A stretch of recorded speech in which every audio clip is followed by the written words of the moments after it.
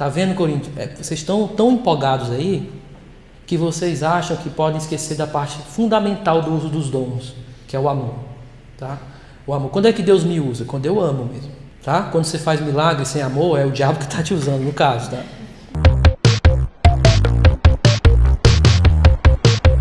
Bom, vamos para nossa aula dessa noite. Temos um caminho longo a percorrer aqui, mas eu espero que dê tudo certo no final. Eu estou há tanto tempo dando aula só online, que a pressão que eu tenho que ter um monitor na minha frente aqui, e vocês são coisas. Exatamente, meu Deus do céu.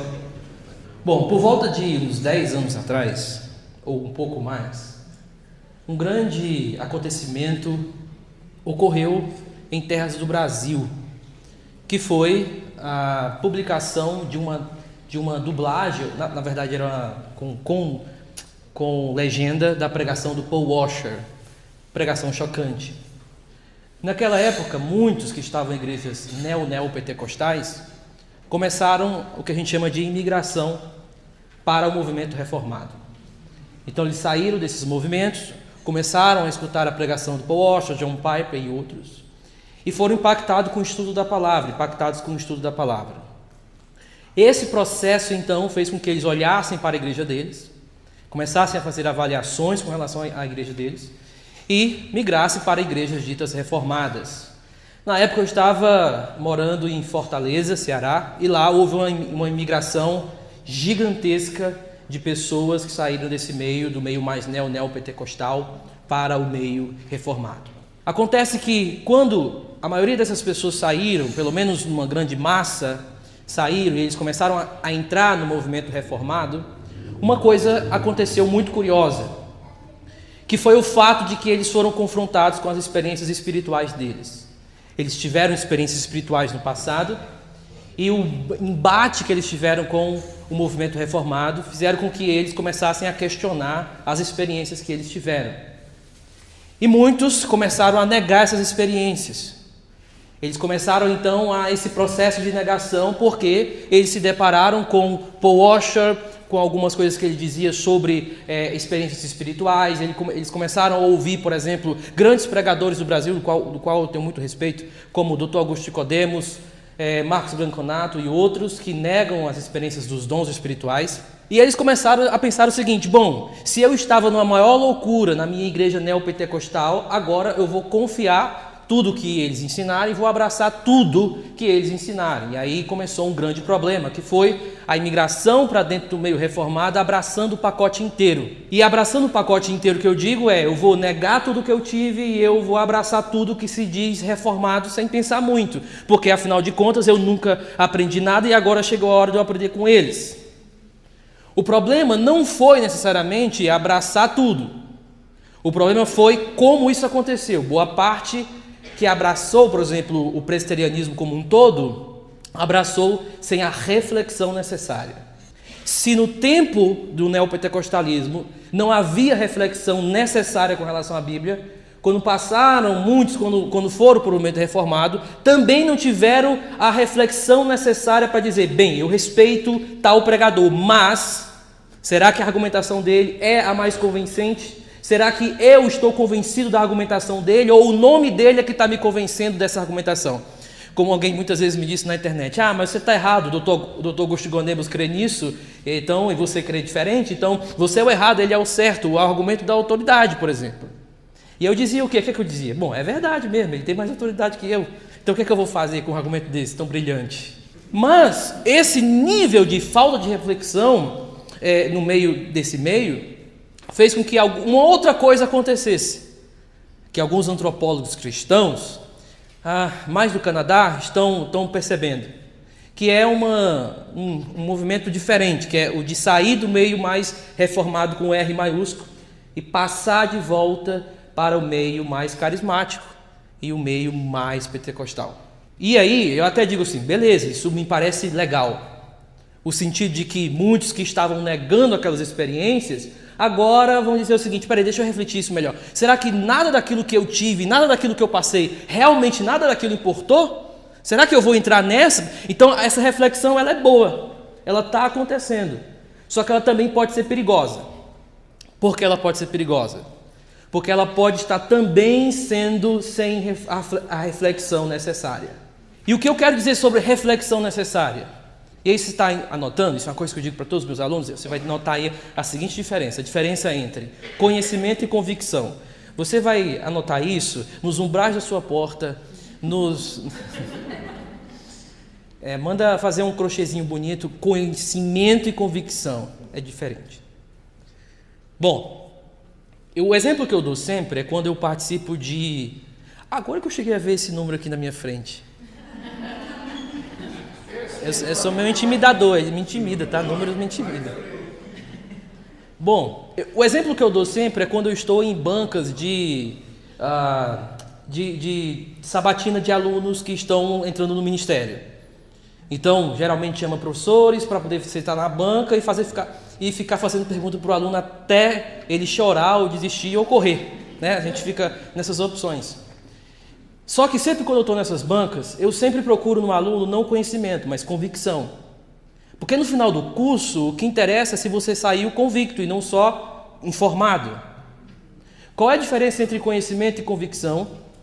E por que é isso importante para ter uma reflexão apropriada em como você pensa a doutrina, dons espirituais e tudo mais? Vamos lá. O conhecimento, o exemplo que eu dou é esse aqui. Uma vez eu estava perguntando para o aluno, várias vezes eu fiz isso com o aluno, e eu perguntei sobre a doutrina da Trindade para ele. E eu sabia que a doutrina da Trindade era um terreno que, no fundo, todo mundo tem certa dúvida. Todo mundo fica assim, cara, beleza, eu creio, mas tem coisa...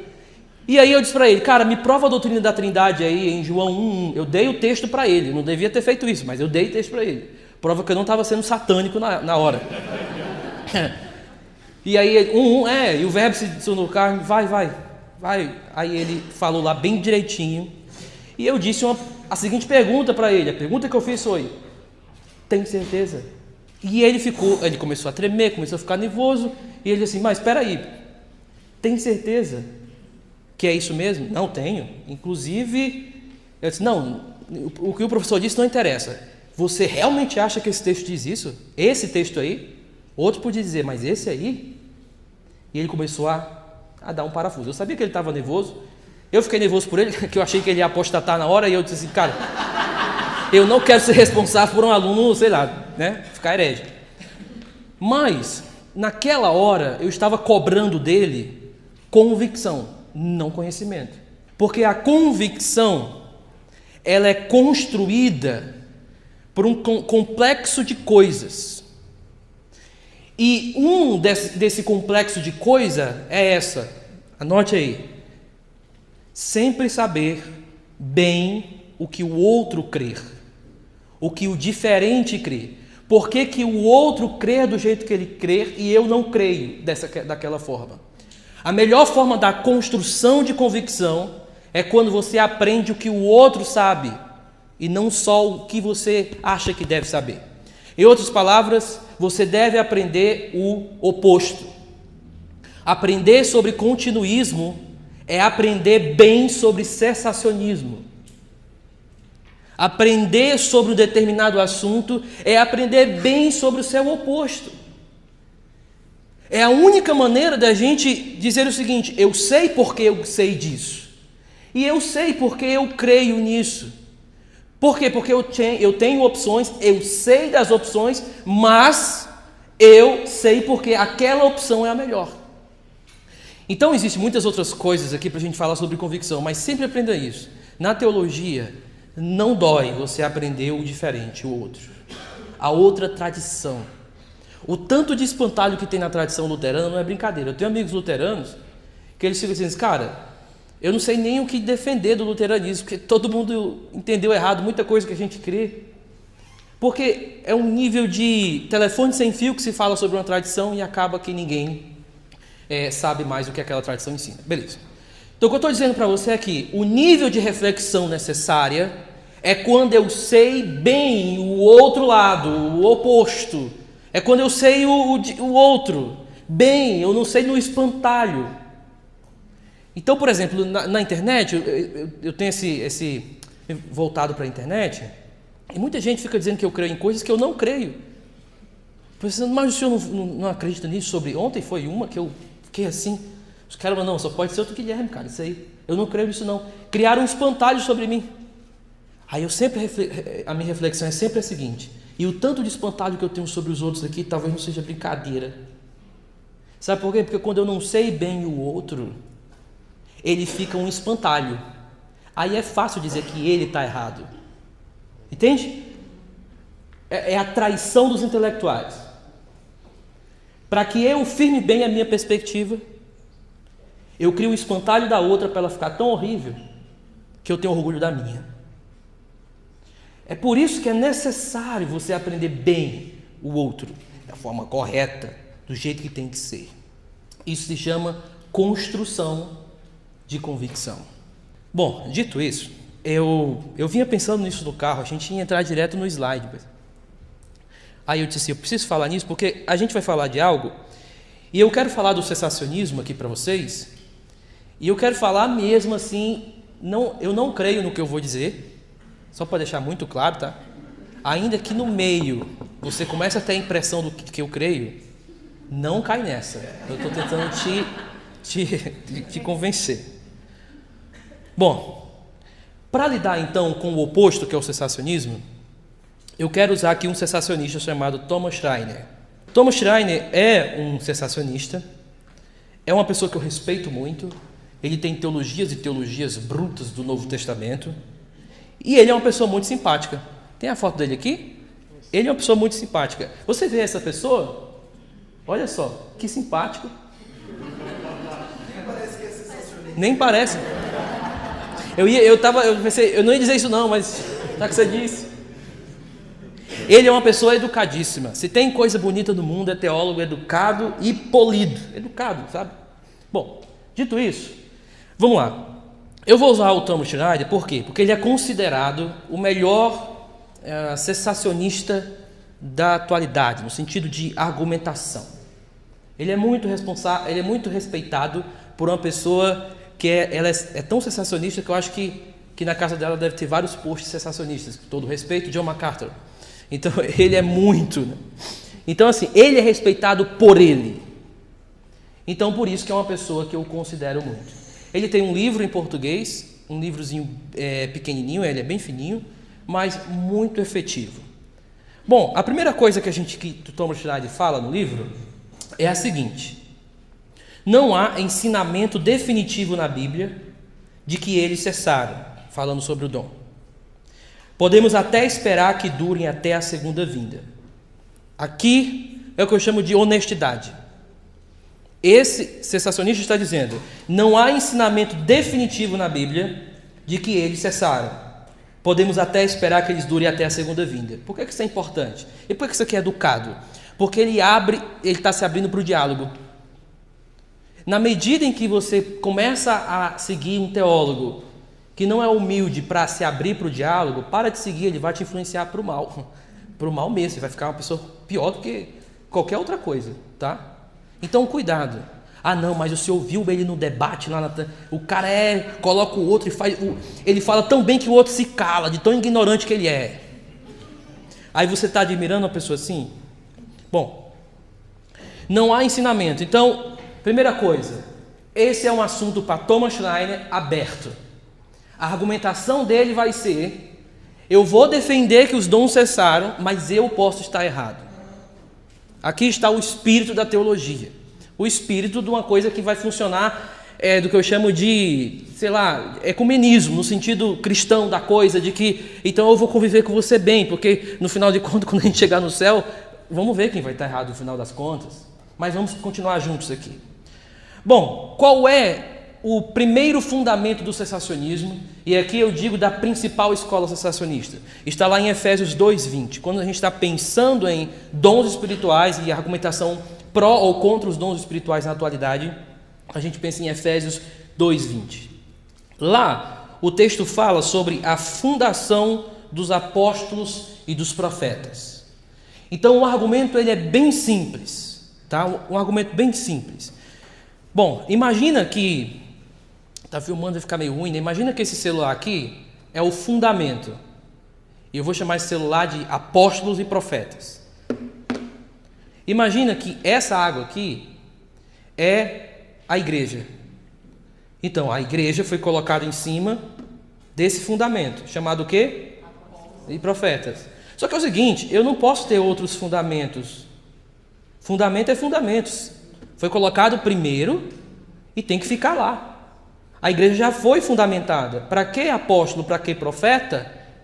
Se apóstolos e profetas foram dados para o fundamento da igreja. A igreja já tem 2000 anos, o fundamento já foi colocado, a raiz já foi colocada. Não se pode ter mais outra raiz. Não há essa necessidade mais de apóstolos e profetas nesse sentido. Tá? Gente, eu vi ali, calma, eu não creio nisso que eu estou dizendo.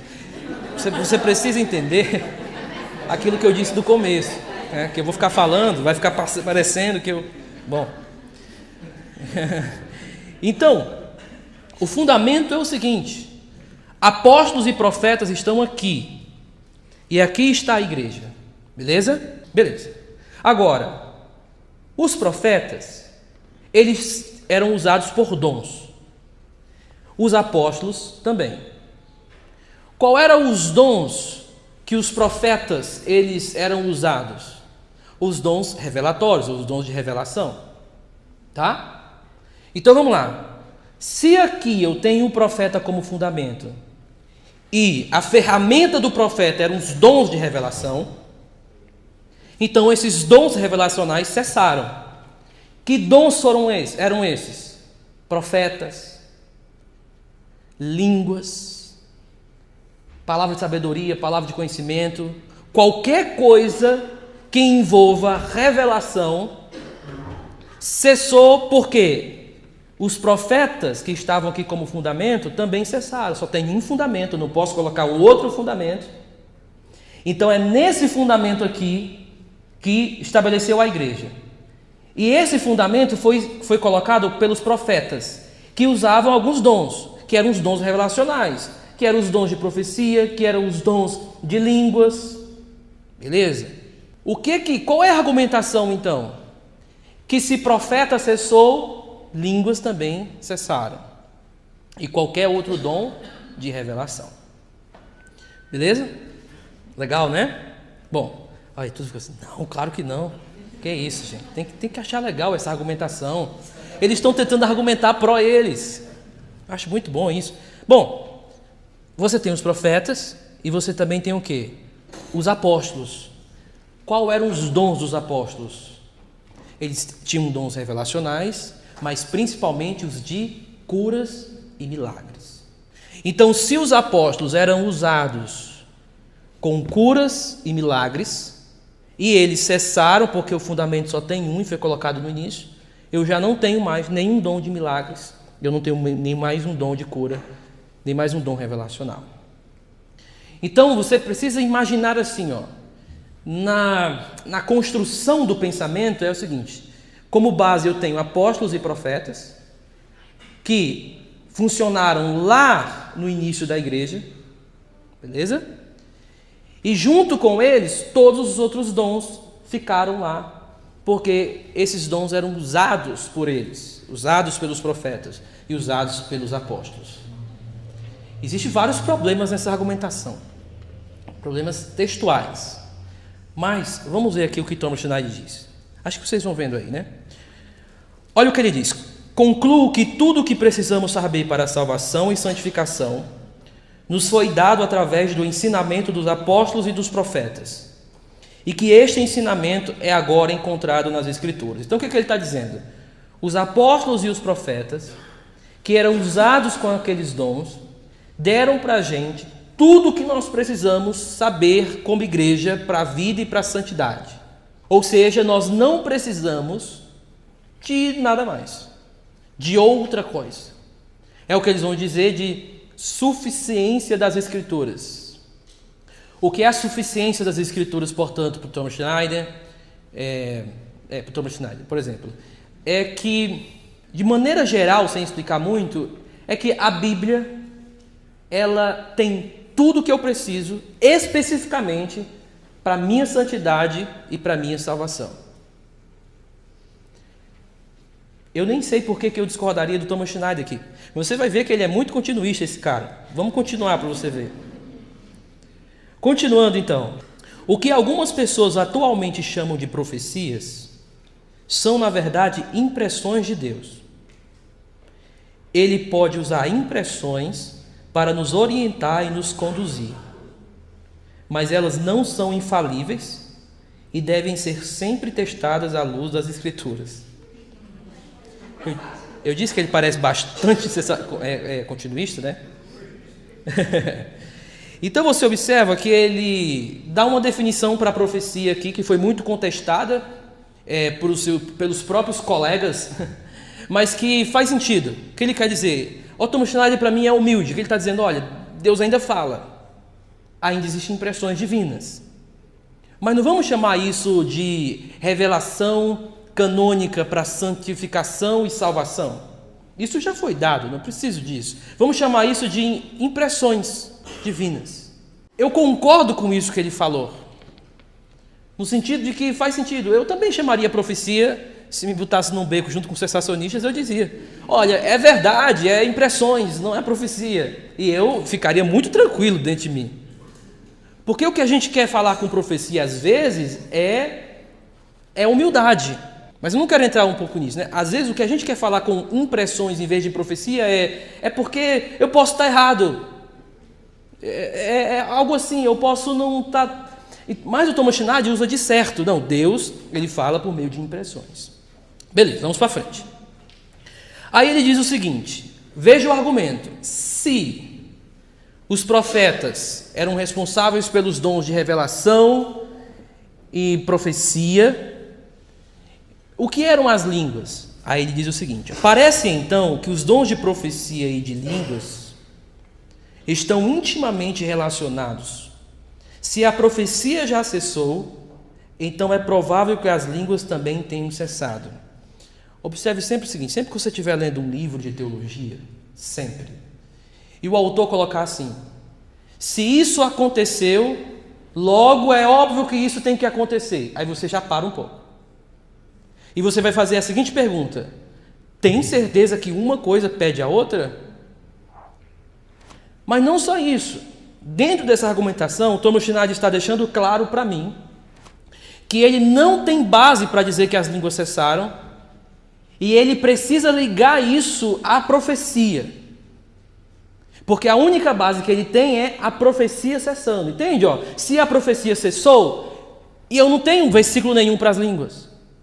Agora, eu preciso ligar isso a profecias. Aí, o que eu digo? Línguas também eram revelacionais, era uma outra forma de profecia. Se, então, era outra forma de profecia, elas cessaram. Mas, peraí, quem disse isso que era outra forma de profecia? Paulo fala que é adoração, inclusive. 1 Coríntios 14, ele fala sobre adorar a Deus. Não fala sobre profecias nesse sentido. Então, aqui é o que eu chamo, eu fico incomodado com esse argumento, porque é um argumento para mim que não sei lá, eu diria para ele que é um argumento feio. Dizer para ele, argumento feio. Aí vem o dom de cura também, olha o que ele diz. O que podemos falar sobre milagres e curas? Agora atenção nisso que ele vai falar. Em primeiro lugar, eu acredito que hoje Deus ainda cura e realiza milagres. E que devemos orar por isso. As Escrituras não são tão claras sobre esse assunto, de forma que esse dom poderia ainda existir. Ainda assim, a principal função desses dons era credenciar a mensagem do Evangelho, confirmando que Jesus era tanto o Senhor quanto o Cristo. Eu duvido que o dom de milagres e cura ainda exista, porque não é evidente que homens e mulheres em nossas igrejas possuam tais dons. Aí uma vez, uma pessoa usou esse argumento aqui comigo, aí eu disse assim, mas eu pensei que quem vive de evidência era carismático, né? Você está dizendo que não vê que acontece? Que isso? Agora é você que está precisando ver? Faz sentido? Bom, qual é o problema funcional aqui dessa argumentação? Em termos lógicos, né? É quando ele diz o seguinte, ainda assim a principal função desses dons. Se é a principal, é porque tinham outras. Ou seja, tem certeza que porque essa função que você está dizendo não funciona mais, ela cessou com os apóstolos, as outras funções também ficaram para lá? É uma coisa que eu preciso fazer essa ligação argumentativa. A função era credenciar a mensagem apostólica. E as outras funções? Né? Já a gente vai ver que essa não era a função primária dos dons de cura e de milagres. O que fica evidente, na verdade, em 1 Coríntios capítulo 12, é que Paulo deu esse dom para a edificação da igreja, daqueles que já reconheciam Jesus, que Cristo era o Senhor, e não para que eles reconhecessem que Cristo era o Senhor. O principal texto, depois de Efésios 2:20, gente, e eu quero que você, como um bom estudante de teologia, você grave sempre isso. Estudar Efésios 2:20 é durante a vida inteira, tá? Sempre vai vir alguém com argumentos, deixa eu ouvir ele aí e tal, sempre assim. O outro texto é 1 Coríntios 13, o texto lá do amor. O texto diz que quando o perfeito vier, então os dons se tornarão desnecessários. Vamos colocar assim. Então, de novo, o texto de 1 Coríntios 13, a gente vai dar uma lida já. Ele diz, olha, e quando vier o que é perfeito, que é em parte, não gosto da palavra imperfeito lá, mas eu gosto de em parte, desaparecerá. O que o continuismo argumenta? Ele argumenta o seguinte, que Paulo está dizendo que a cessação dos dons tem uma data para acabar, bem estabelecida, a chegada do perfeito. E a chegada do perfeito, ela anula tudo que é imperfeito. Ela mantém agora um novo estado de coisas. Ou seja, vou colocar aqui novo céu e nova terra. Tá? O que é que o Thomas Schneider e os cessacionistas argumentam aqui? Olha o que ele diz. Vamos considerar uma objeção à noção de que alguns dons cessaram. Será que 1 Coríntios 13, 8 a 12 não ensina que os dons durarão até a volta de Jesus? Aí olha o que ele diz, ó. Certamente esse texto ensina que os dons poderiam durar até a volta de Jesus. Eu acho legal que ele se perde nos poderiam, né? Poderiam. Conclua então que 1 Coríntios 13, 8 a 12 permite, mas não exige, não sei como funciona isso, que os dons continuem até a segunda vinda. Inclusive quem falou isso é o Douglas Moo. A gente estava tendo uma aula no mestrado e a gente estava estudando Romanos, aí foi parar em 1 Coríntios. Aí ele falou isso, Thomas Schneider, eles estão entre amigos, tá? E entre amigos o Douglas Moo disse que não sabe como é que isso funciona, porque em outros lugares da teologia de Thomas Schneider é a mesma coisa. Olha, isso permite, mas não exige. Aí você fica assim, vai, explica mais. Eu não estou conseguindo. Pera, isso permite. Então permite que os dons... Mas o que não exige então? Não, o argumento não funciona. Você pensar bem. Beleza. Esse é o argumento então do cessacionismo. O argumento, de novo, vamos lá. A igreja foi colocada sobre um fundamento. Esse fundamento é dos apóstolos e dos profetas. Cada um desses dois grupos aqui, os profetas e os apóstolos, eles eram usados com dons espirituais. E já que eles tinham a função somente para o início da igreja, somente para o fundamento, eles usavam esses dons também para isso, já que o fundamento foi colocado, já que tudo já foi estabelecido, a Bíblia já foi nos dada, a igreja não precisa de um outro fundamento, então os dons não são mais necessários. A ideia do cessacionismo não é só que eles cessaram, tá? É porque o nome pressupõe um pouco isso. A ideia mesmo do cessacionismo incipiente é o quão necessário ou não são os dons. Aí eles vão dizer, quais são os dons que são necessários? Os de serviço.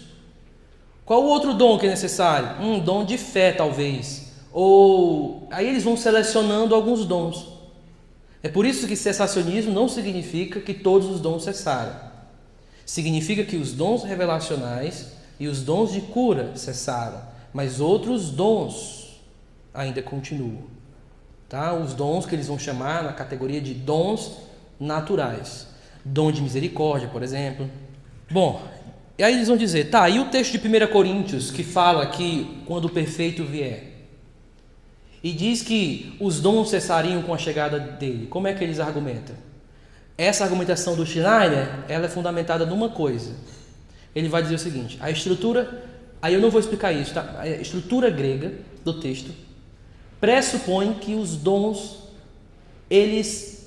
Paulo está dizendo que os dons iam acabando ao decorrer que a história da igreja fosse desenvolvendo.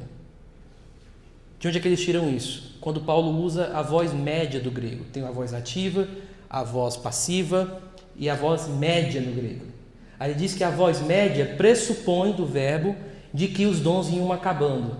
Isso para mim é uma falácia linguística sem precedente, assim. Porque é colocar muita teologia na voz média. Tipo, a voz média está lá e diz assim: cara, eu sou só um meio termo, para aí de ficar colocando tanta teologia. Os dons vão acabando. De onde? Seria a única vez em todos os 10 mil manuscritos gregos que a voz média funcionaria dessa forma. É muita, assim, beleza, vamos crer nisso, mas precisamos de evidência. Então a argumentação, inclusive de um colega meu amado, ele não argumenta desse jeito, que ele é uma pessoa muito bonita, muito amável, que é o Iago Martins, e ele argumenta que os dons vão se acabando, e eles vão diminuindo. Um desvanecer, que eu chamo mais de alvorecer ao contrário, que ele tem um livro, né? Tipo assim, cara, que sinistro, a igreja vai perdendo a capacidade em vez de ir ganhando a capacidade, né? E ele diz dessa forma: a forma que o professor Daniel Wallace argumenta é essa, de que porque Paulo usa o verbo no médio, pode pressupor que os dons iam acabando. Vê como aqui a argumentação já é meio chatinha, é chata essa argumentação, e ela não funciona linguisticamente. Se alguém aqui amar um dia estudar grego, eu quero incentivar você, na verdade acho que eu estou desincentivando, né? Acho que eu estou, sei lá, desculpa aí. A minha ideia era que você ficasse com vontade de estudar grego. Vamos aqui para o continuismo, e aí eu vou bem rápido agora, tá? Qual é o argumento continuista? O argumento continuista, ele começa com a seguinte ideia: homens e mulheres, jovens e velhos, por toda a extensão do Império Romano, exerceram esses dons pelo Espírito. Ou seja, os apóstolos eram usados com as curas. Não eram só apóstolos que eram usados com cura. Será que era só eles? Pertenciam só aos apóstolos ao dom de cura? Aí quando a gente avança um pouquinho no argumento, vocês vão ver o seguinte, ó. 10 argumentos. Os 70 foram enviados com o dom de cura. Eram todos apóstolos? Ora, mas aí para os sensacionistas só existem 12 apóstolos, né? Mas agora, pelo menos 108 pessoas entre os 120 que estavam reunidos no cenáculo do dia do Pentecostes receberam o dom do Espírito. Estevão também, Filipe também, Ananias, os membros da igreja de Antioquia, os convertidos anônimos em Éfeso, as mulheres em Cesareia, os irmãos sem nome da Galácia, os crentes de Corinto, os cristãos de Tessalônica. O que eu quero dizer? Se o apostolado cessou e somente apóstolos exerciam o dom de cura e, portanto, o dom de cura cessou também junto, por que o texto bíblico nos mostra muitos outros sendo usados com os dons de cura? Esse é um ponto aqui. Existem muitos outros da Bíblia. E Paulo apresenta na argumentação dele em 1 Coríntios 12 que os dons foram dados para a igreja. Ele não pressupõe que um vai só para um lado, o outro vai só para o outro. É para a igreja.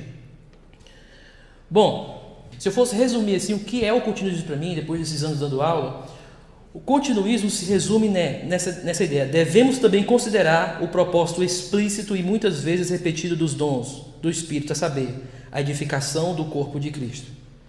Na teologia paulina, Paulo, ele entende dons espirituais como sendo dado algo para a igreja, algo ali para o corpo, e causando nesse corpo a sua edificação, como Efésios 4:11, por exemplo, que vai dizer que ele deu uns para apóstolos, profetas, etc., até que eles se tornem maduros. A ideia é dar para a igreja os dons, e isso seja para a edificação da igreja. O outro argumento continuista é Atos 2. O Carson diz isso muito bem, eu não preciso ler, mas você deve lembrar que em Atos 2, o texto diz assim: porque nos últimos dias derramarei do meu espírito sobre toda a carne. E você percebe que lá é no plural, né? Nos últimos dias. E a ideia é, o que seria esses últimos dias? Não seria só ali derramar e acabou. Os últimos dias é esse momento entre ressurreição e volta de Jesus. Então a experiência do Espírito, ela é dada durante os últimos dias, sobre toda a carne, e é para esse momento de edificação, e não para o momento ali pontual em Atos 2, mas para aquilo que Atos 2 apontava, ou seja, é assim que agora a igreja vai viver. É dessa forma que eu quero que vocês vivam. Atos 2 é um ensaio, não foi o ponto ápice da igreja. Ali pressupõe-se em Atos que, na verdade, é o ponto inicial da igreja. O ápice ainda vai vir, que é a segunda vinda. Eu quero ver um texto aqui com vocês, que é osso esse texto. Ele é osso porque a NVI traduziu de uma forma que dificulta a argumentação da gente. 2 Coríntios 12 é um outro texto, então, que a gente precisa lidar. Os sinais de um verdadeiro apóstolo foram realizados entre vocês com toda a perseverança. Tira o que eu coloquei aí, olha só depois do por sinais, maravilhas e milagres. Esse é um texto, inclusive meu companheiro e amigo Iago usou contra mim, covardamente, porque eu não gosto de debater com ninguém, com ele. Quando eu gosto mais da pessoa, eu fico passando mal. Esse texto parece pressupor que sinais e maravilhas eram as marcas de um apostolado. Essa é a ideia. A questão aí é que está faltando uma palavra aí, que até sensacionistas afirmam que está faltando. Não sou eu como continuista. Que é essa que eu coloquei. Vamos tentar entender essa tradução aqui com calma, uma reflexão. Os sinais de um verdadeiro apóstolo foram realizados entre vocês, com toda perseverança, acompanhados por sinais, maravilhas e milagres. Conseguem captar a diferença? Reflitam. Eu não entendi ainda. Ok, eu estou com esse medo de eu estar falando aqui. Na tradução lida, os sinais são os milagres. Na minha tradução, os sinais não são os milagres, os sinais foram acompanhados por milagres. Tá? É simples. De novo, não quero entrar no assunto, eu estou estragando o grego aqui. Aí ninguém vai gostar, eu sabia que isso ia acontecer. É porque isso é um dativo, a NVI traduz como se fosse um nominativo. O que eu quero dizer é, ela está traduzindo uma coisa que gramaticalmente é outra. Esse é o ponto. Esse é o ponto. Inclusive, em comitês e tudo mais, já tentei dar o meu pitaco, mas não adiantou de nada, né? De novo, a pergunta agora, o que é o sinal de um verdadeiro apóstolo? Gente, se o sinal de um verdadeiro apóstolo fosse milagres, Paulo reconhece que outros apóstolos e falsos apóstolos estavam fazendo milagres. Inclusive, Mateus 7 diz que em teu nome expulsamos demônios e operamos milagres. Se a marca de um apóstolo era um milagre, não faz sentido. É porque a marca de um apóstolo aqui, de um verdadeiro apóstolo, em 2 Coríntios, é o sofrimento. Paulo está dizendo, porque as marcas de que eu sou um verdadeiro apóstolo, ou seja, o meu sofrimento pela obra, foram acompanhadas por sinais. Isso os falsos apóstolos têm? Me diga se eles têm. Isso eles não têm. Eles podem ter os sinais, mas eles não têm o sofrimento por vocês. Então esse seria um dos únicos versículos que daria para argumentar de que o sinal, que um apóstolo é marcado pelo milagre, só que não funciona dentro do Novo Testamento. Um outro texto que eu quero ver com vocês é o texto de Hebreus 2:4. Hebreus 2:4. Outro amigo muito querido usou esse versículo contra mim. De novo ele foi muito mal. Eu não soube responder na hora, fiquei nervoso. Sério. Ixi, esse já é mais famoso, sim, eu não estou com medo. Como escaparemos nós se negligenciarmos tão grande salvação, a qual, tendo sido anunciada inicialmente pelo Senhor, foi-nos depois confirmada pelos que ouviram, dando Deus testemunho juntamente com eles, por sinais, prodígios e vários milagres, e por dons do Espírito Santo segundo a sua vontade. De novo, e agora eu vou explicando. Ele está dizendo, como é que a gente pode negligenciar essa salvação tão grande? Que primeiro foi anunciada pelo Senhor, e depois anunciado pelos que ouviram. Quem foi que ouviu? Quem foi? Os apóstolos. Olha, ouviram, verso 4. Dando Deus testemunho juntamente com eles, por sinais, prodígios e vários milagres, e por dons do Espírito Santo segundo a sua vontade. A argumentação é, está vendo como sinais, milagres e prodígios eram sinais do testemunho do Evangelho, do testemunho dos apóstolos. Então, milagres, de novo, milagres, curas só servem para isso, para testificar os apóstolos. Está aqui o texto, eles argumentam. A minha argumentação, ela é sempre a mesma. Se esse texto está dizendo, atenção aqui, se esse texto está dizendo que o fato dos apóstolos terem usado milagres, prodígios e várias outras coisas, significa que essas coisas cessaram, então a gente tem que argumentar que os dons do Espírito todos cessaram. Daqui não tem diferença de dom, aqui são todos. Lembra, os cessacionistas não admitem que todos os dons cessaram. Mas o texto, se eu disser o seguinte, não, o fato de os apóstolos usarem os sinais e os milagres como sinais, significa que os milagres cessaram, então os dons aqui também têm que cessar. E todos, porque o texto não está dizendo e separando os dons. Entende a argumentação? Se os milagres aqui eram sinais e, portanto, os milagres cessaram, o texto também está dizendo que os dons eram sinais. Então isso também tem que cessar, todos, não só os que os colegas cessacionistas querem. Então o texto não está dizendo que a única função dos dons era o testemunhar. O texto está dizendo que essa era uma de suas funções, mas não a única, existem muitas outras. Essa é a argumentação aqui. Eu quero terminar rapidamente agora, bem rápido, 1 Coríntios 13. Eu acho que eu nunca vou parar de estudar esse texto aqui. E eu acho que eu nunca vou conseguir olhar outra coisa que o Gordon Fee não olhou.